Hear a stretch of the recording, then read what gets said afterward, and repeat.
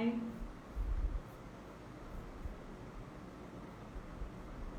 Hi, everybody.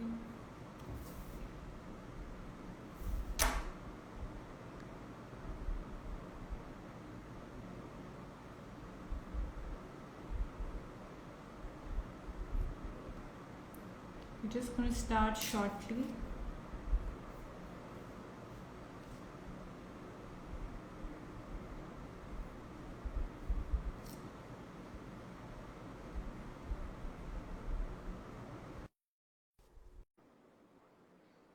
I'm just waiting for Rajiv and Vikas to join me. Thank you, everybody, for joining us. Oh, wow, that's a fabulous view. Hi, Tanya. Thanks for just flipping the camera around. No problem. I don't mind seeing this view at all. Hi. Better than our ugly mugs, right? Yeah. No, no, not at all. This is great too. It's nice always to talk to two people instead of one. So thank you guys for being here with us. Yeah. Thank you for doing this.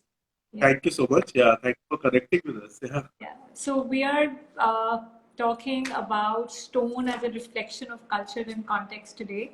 And with me, Right. I have Rajiv and Vikas from Studio Code.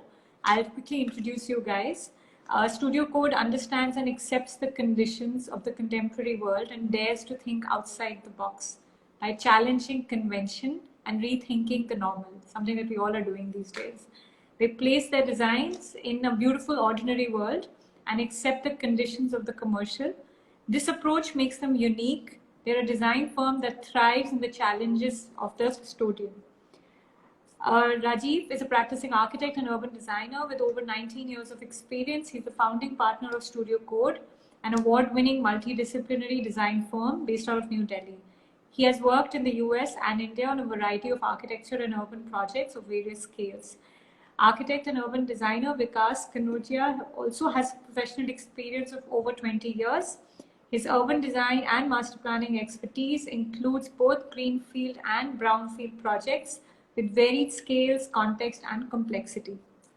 Currently, the duo is also academically associated with various architecture schools and colleges, including the School of Planning and Architecture, New Delhi, and the Sushant School of Art and Architecture, Gurgaon. So, thank you. Very nice to have you guys with us and share your experiences on working with stone. We follow our format, just quick 5 or 6 questions, then some questions from the audience, and last words from the both of you. So, my first Brilliant. question to you both would be stone is a reflection of culture and context, when it comes to commercial and residential spaces. Uh, Talking about culture and its relevance in design, how do you think stones help reflecting this ideology in your work? So, you know, the bulk of the work that we do is in India right now. India has such a wonderful, rich, beautiful heritage of using stones in their buildings. And having worked abroad, I can tell you that that is not normal. We in India sort of take stone for granted. We walk on stone sidewalks, we walk into our houses, and lots of houses have stones all over them on the floor and on the walls. Whereas abroad, stone is a rather rare, exquisite material. So I think part of it is acceptance that stone is part of our culture. Yeah. Stone is something which is just something we use in this country. It's how our buildings are made. It's something which we're familiar with. So the first part about stone is accepting that we do use it. It is representative of who we are as a people, representative of our buildings. So that's one thing. And then that's how stone is used on the outside of buildings. We recognize buildings by the color of stone. People will still tell you Red Fort is this red stone. They may not know the name of the stone, which hopefully we as architects should know. But they know certain other buildings. There's history and heritage and culture, and basically stones are us. It's the kind of buildings that we make. And then we start from there. We start from that point of context and culture and try to incorporate stones in a new way, in an interpretive way in newer and newer buildings. Yeah, and it's something which is inbuilt in Indian cities. Stone to us is actually heritage. It's the built heritage of our country.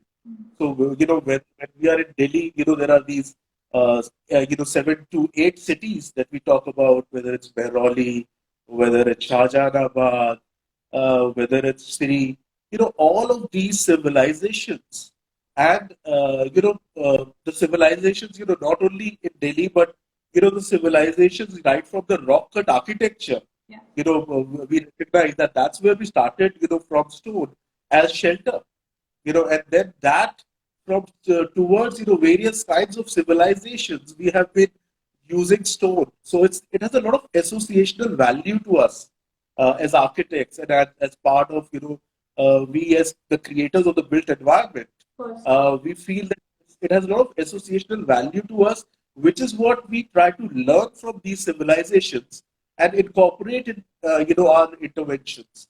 If you look at some of the very good examples, and the masters of this has been Mughals. Yeah.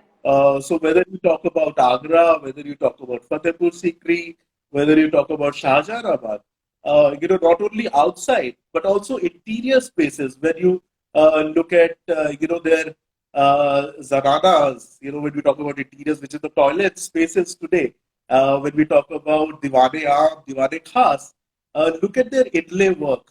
Look at how they have combined various, they have combined stone with water, they have combined stone with metal, and various experiential spaces with respect to the lattice work, which is the light and shade we talk about in architecture.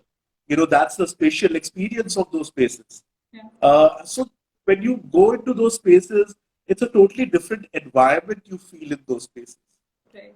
So it's not just that, but I mean, I agree with Vikas, and to add on to that, because we have such a rich heritage of using it, stones today then start representing comfort, security, heritage, a sense of stability. And it represents a continuity for us from sort of our past into our present into our current projects. It's very comfortable. This is a material we're very comfortable with. That's really fabulous, and I really like the analogy and the I mean I think yes, it just makes logical sense that as Indians we should be sort of using leveraging stone to our advantage. So how do you think stone plays a role in spatial experiences? So, I mean, stone. I mean, once we start to use it, it actually has so many roles to play because it adds color, it adds texture in its raw form. That's just using stone in its raw form. Once we take it in its raw form and we treat it, or we polish it, or we grind it, or give it a different kind of finish, it adds different kinds of texture. Yeah. Stone can also be used to create visual elements. So what you see in the front of a building or an entrance is something which sort of makes something which represents the building as you see it from the front. Stone is also used for urban elements, like it's something which you see from the street, something which you see which creates character to your building and then makes your building relate to the context around it. So really all kinds of roles. Yeah, So, and I mean, sorry to- yeah. so if you look at a stone, it has a lot of role to play in terms of the sensory perception of the space. It can change the perception of the space dramatically.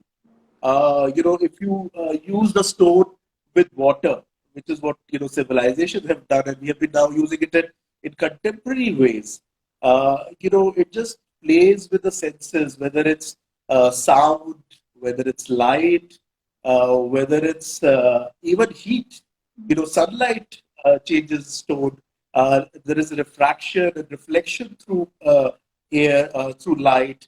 The water, when stone comes in contact with water, it changes color and it expresses, what's in the stone. It expresses its weight, the grain, the texture, and the stone takes different forms in different environment.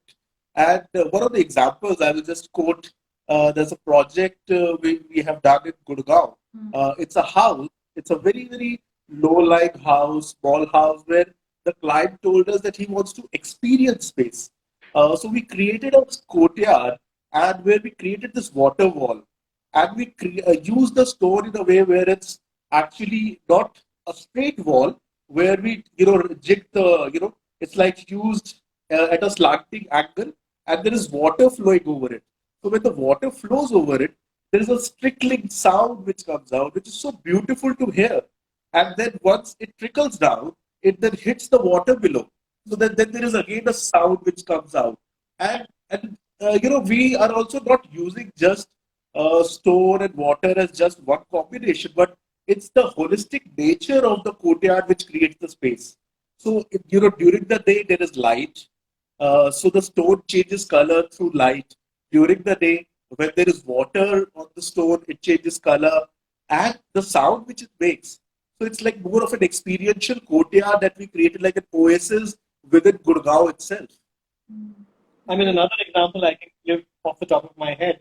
I remember sort of, again, from other countries, some countries have a lot of importance given to wood underfloor, and it's that sense of the aging of wood, the texture of wood, feeling wood under your feet as you walk, and that's beautiful too.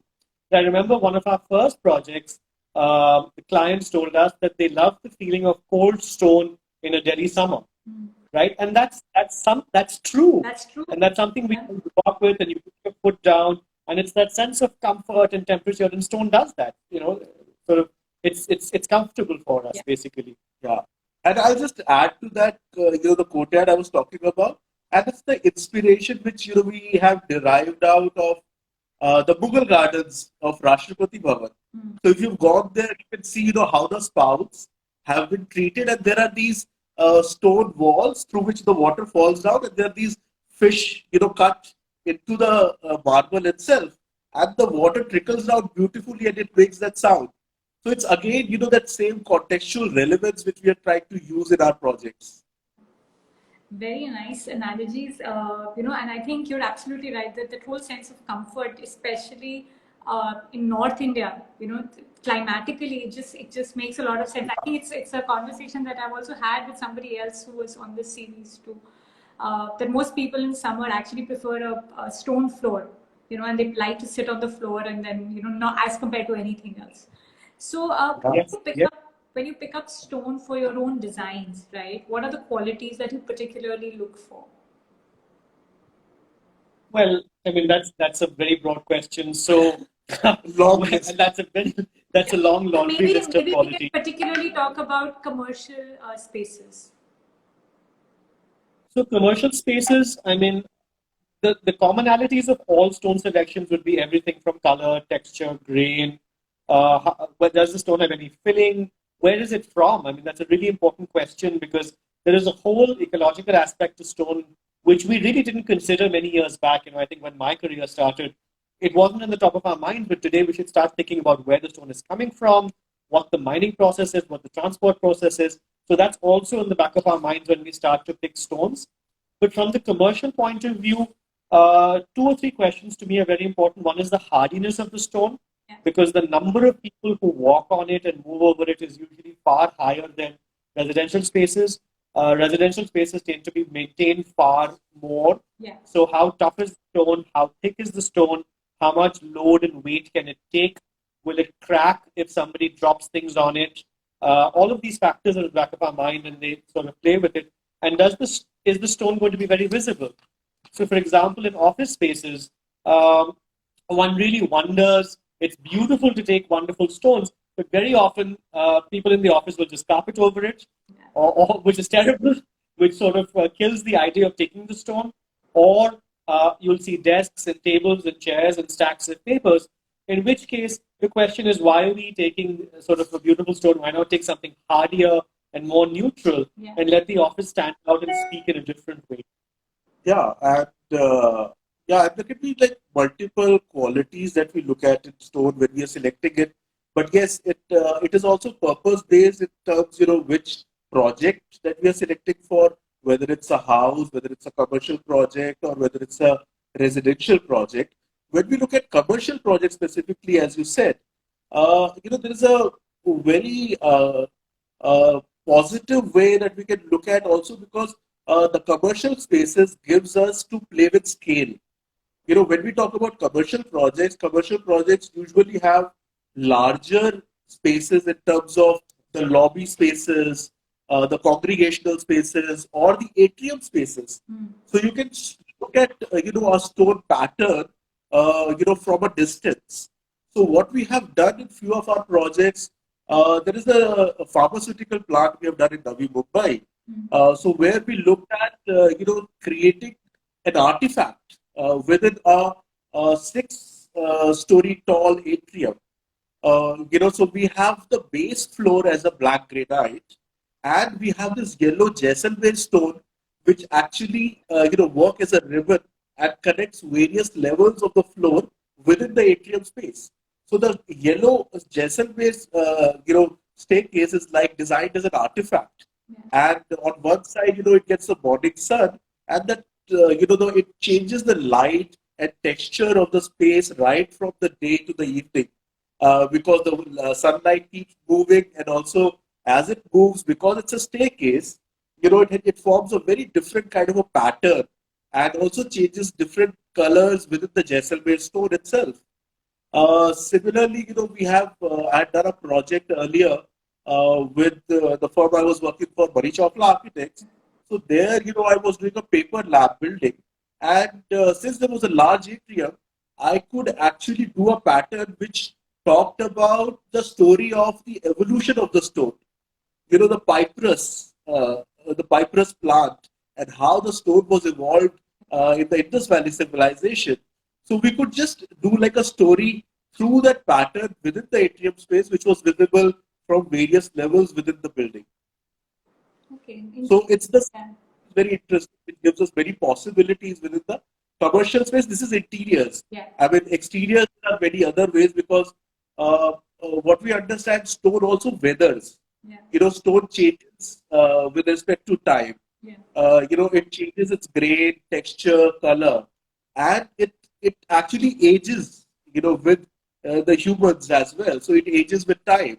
Yeah. So we tend to use stone in very raw form at places when we do cladding, so that it changes its color and pattern with the time as well. Okay. And commercial buildings do allow that. They have usually larger surfaces, and you can do that. Yeah. Okay, interesting. So we've also seen that a lot of your work, in a lot of your projects, you experiment a lot with patterns, right, within stone. So could you share some tips on how one can play around with stone when it comes to patterns or textures, and maybe some examples as well, particularly in commercial spaces?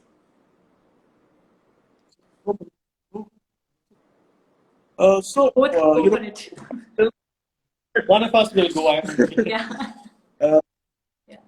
So yeah, I mean, a stone, can be used in, as I said, in multiple ways. One is, what is the intent that we are using with, or with a design idea. So as I said, in one of the projects, we tried to create an artifact. So where we used like a single stone as the base, whereas second stone was designed as an artifact. Whereas in many other cases, we are trying to do flooring patterns. But we also try to understand that which combination works well. So we always tend to select like two stones in parallel. So we look for a texture which will go, and the color which will also work well with the other stone and complement it. Whereas so we always tend to use it as one as the primary stone, and second as the secondary stone in the patterns that we create. And it's always interesting to create these patterns, because these are something which as you enter a space, that's the first thing that you see. Yeah. And that can really change how a person is thinking or looking at a space, or what kind of a use that building has. Sure. But to answer your question in a slightly different way, so if you're talking about how does one make patterns, or how does one think innovatively, one part of that is obviously sort of architecture or design 101, which is color contrast, and I think of stones in terms of base, offset color, border, and inset. Like, so there'll be 4 different elements in my mind. We obviously play with these, and that's fine. Those are designers' tools. I think the other part of it is that we have to understand that while stone is a beautiful organic material, technology has changed. and one has to think about whether one wants to go with traditional craftsmen. And craft is such an important part of stone. So whether we're doing stone cutting, so whether we want what is, at least in this part of the world, called a patang chal or a pan chal or whatever, we want diagonal cuts or 50 degree, whatever the angles of the cuts, how we want the joinery to work. But alternately, if we want to move away from traditional sort of craft and go into machine cutting, now there's so much technology which has come into play when one can send off the stone for water jet cutting or CNC cutting, and you start getting these incredible patterns. And suddenly, I sense there was a loss of craft for a number of years where you really couldn't get that kind of finesse in projects. And on one hand, you can get very high finish, very high detail because the machine does it for you. And there is a danger there. It also leads to ubiquity because suddenly there are projects of many sort of architects, some of them are very well known who I've seen, where suddenly you realize sort of there is this stone jali which is repeating itself in many projects one after the other. And because we know the jali, we know the machine can cut it, we know what the tolerances are. And I think it's our job as designers not to repeat it, not to fall into that trap of being too comfortable with this technology and just running with it. Yeah, that's a very very valid point, I think, Rajiv. So you also work with stone in its raw form, right? While obviously a lot of pressing can be done, you in your projects you also use stone, the way it is really inherently, with exploiting its sort of intrinsic character. So Yes. when you talk about context, right? How do you think stone in its raw form can bring out the importance of context or culture or even elements? Sometimes stone in a particular form will bring out the true nature of a design element. So would you like to say something on that? Sure. To give you an example, there was a project which was a very small, sort of very very small farmhouse, which we were sort of designing and executing outside Bombay. Beautiful little project designed in a mango orchard and on a hill. So the scene was idyllic. It was sort of this is the holiday we always wanted to take. So we were very happy when the clients asked us to design this house because we got to go to site, and it's on a slope of a hill. And I think both Vikas and I, in fact, went there a couple of times. And one of the things we were very conscious about was that we don't want to disturb the site too much. Right? The context of the site is very beautiful. Yeah. We want to sort of take in the views, we want to take in nature, but architects have a habit of what I call putting down a very heavy foot. Yeah. Like, sort of as a very heavy footprint. And we wanted to avoid that. We wanted to, I think it was Renzo Piano who used a phrase in a very different context, but he said we should try to tread lightly as architects. We don't have to tread sort of brutally and heavily. So when we made a very low cut building which hugged the terrain, sort of came up and went back down. But then we had choices of stones. And so we were very conscious to use a local stone. So there's a local black basaltic stone which we wanted to use. Right. And we used it in rough form. Like we designed it so that it is not meant to be treated or polished. And the whole idea is that if you're sitting in the middle of nature, then what you're sitting on, what is underfoot, is natural, it's rough, it's coarse, and it just integrates well within the site. Now, if we go from that, which is one kind of context and its rough element, we can go to rather finished spaces inside cities, which are very different, which could be residential lobbies or hotel lobbies. And these are, for the most part, artificial spaces. Yeah. And I think it's something that we accept that these are artificial spaces. So when we use, or when I try to use material in its rough form there I'll use it as a feature. I'll accept that there's a treatment to certain parts and there are rough elements which are inset. So you feel the change in texture from smoothness to roughness on walls and on floors. It's sort of like a reminder that nature's out there. You make an artificial box, but something natural is right there. It's at your fingertips. And it's a beautiful change in texture for people experiencing the space. Yeah. And I'll tell you something about, one of the first projects as I graduated as architect. And I was working for Mr. Rajoy Chaudhary. And there's a project, Royal Ensign in Jaipur, which is right at the statue circle, which is designed as a lattice. And I was the project architect for that. And that was my first introduction to, stone. And I mean, Jaipur is, full of craftsmen who are so skilled. They worked out a jali, which was like working out a furniture. Working with them and we were working with, simple, very basic red sandstone and Dholpur as two different elements. And, the assembly part, and we used it in a very rough format, how it came from the query. We didn't polish it, but yet it was made up, the whole jali was made up of small elements, and it was like a puzzle which was joined together to create the assembly, of the corridors and balconies. And we created the jali, and it was so beautiful, when it actually got built and you were part of the whole process. And you can touch the stone. You can touch the stone. You can feel it. You can see the texture of it. It was just so beautiful. So once you come in contact with stone, and when it's in the heat, in the sunlight, it will get warm. But when you touch it, otherwise in the evening it's quite cold and nice, and then there's a breeze which comes through. It's just so amazing to touch these raw stones. So nice to see you both so passionate about stone, and it's like we could carry on this conversation forever.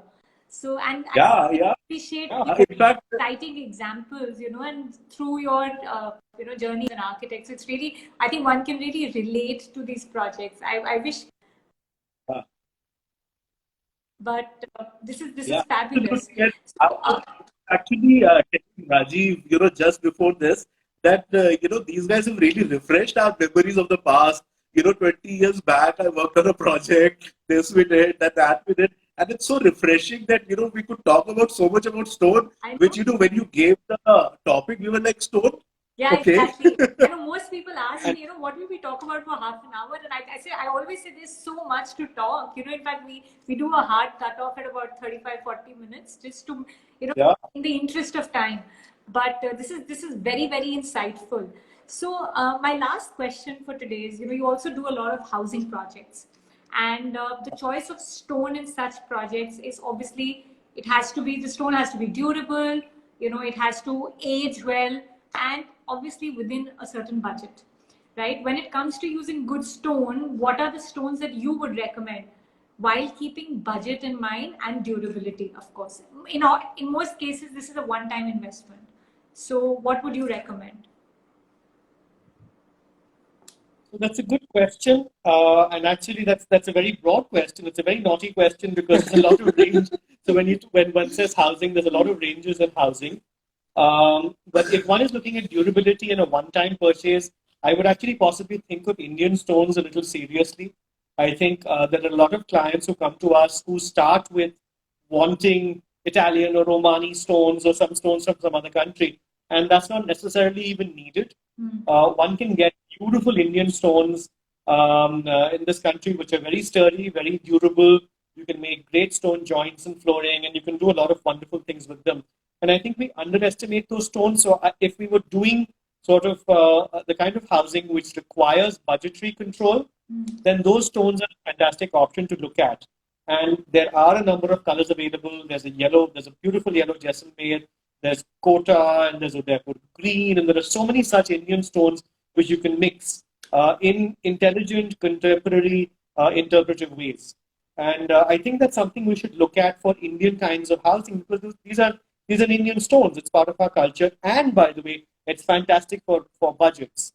I also have, Yeah. since we're talking about stones, I have a short, funny anecdote for you.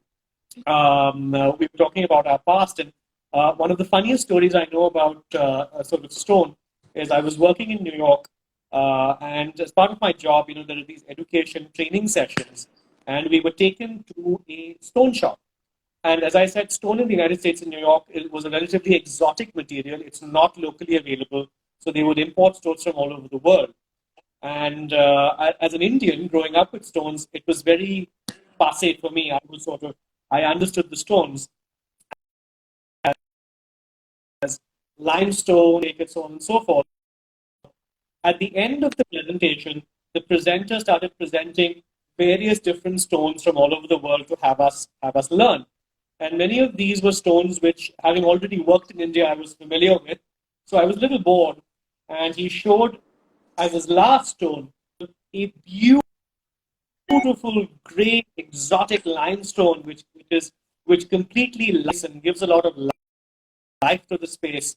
And I was sitting in the audience as a young architect, and I was very curious because it looked very familiar. And I scratched my head and walked up to him and said, "Could you tell me what this stone is called?" And he went, "Oh, we just call it a limestone." And then when I said, "But where is it from? There'll be a mine." And he said, "Yeah, it's this place called Koda. It's a really, really exotic stone from India." And I wondered what the world had come, because we treat Kota stone as a stone we throw away in this country. And people in other parts of the world were looking at that stone as beautiful, glorious, hard, tough sort of limestone which can be used for so many purposes. And that's a lesson for me because I never forgot that. I know I came back to India and we started our practice and work together, and you realize Indian stones have so much quality and color and texture which we underrate. And for housing projects, particularly when we're looking at budget and looking at lifespan, those stones are really good options.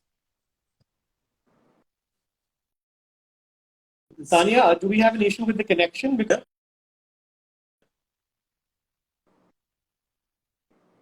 Hi. Hi, Tanya. Did you get what we said, or I think issue there? Can you hear me? Yeah, I think, is it better now? Yeah, we can hear you now. Yes, we can. We're at we're at the fag end of the session. So, Yeah, can you hear us? so I think this was really, really good. We have a lot of, yeah, I can hear you. Can you hear me? Your voice is. Your video is freezing. Is the connection?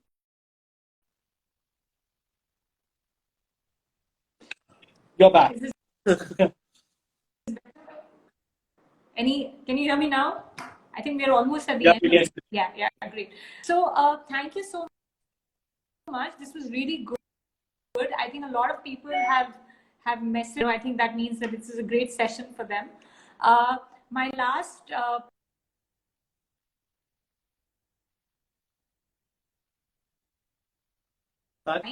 so what? Tanya, there's very little sound at our end. Okay, you can't hear me. Wait. Now, tell me. Sorry, Tanya. Yeah, better now. Yes, better now. Thank you. Okay. So we are following the hashtag Let's Talk Design. So what would be your final words for this?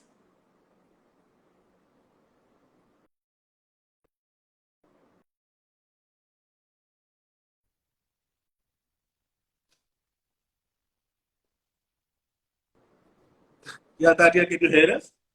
I can hear you. Can you hear me? Yeah, we can hear you. Now we can. Now we can. Please go ahead. So we are at A class. We are following the hashtag Let's Talk Design. So what would your closing words on Let's Talk Design be?